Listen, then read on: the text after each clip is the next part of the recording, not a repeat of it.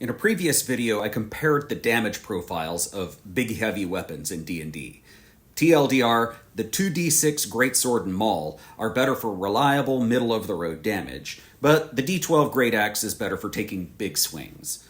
Also, the Great Weapon fighting style gives a much bigger boost to 2d6 than to D12. But that was 2014 rules. What about 2024 rules?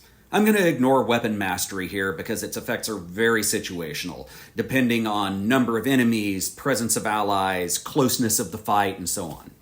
But what about great weapon fighting? That we can analyze.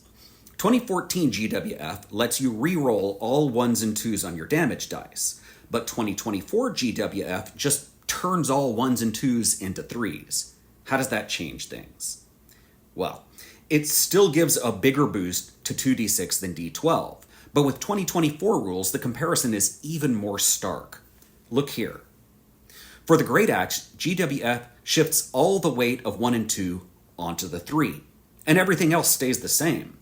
By contrast, with a Greatsword or Maul, it's impossible to get any result below a 6, period. All of that weight is shifted onto the 6, 7, 8, and 9. To be fair, the 10, 11, and 12 remain the same as without GWF. So there's still a case for the Great Axe if you really love those 11s and 12s. But the opportunity cost is even bigger than it used to be. GWF raises the D12's average damage by a mere quarter point, from 6.5 to 6 3/4. Meanwhile, it boosts the 2d6's average damage by a full point, from 7 to 8. That gives 2d6 a full 1.25 point difference in average damage per hit. For comparison, 2014 GWF results in a 1 point difference, and without GWF, it's a half point difference. And I feel like I should say this again.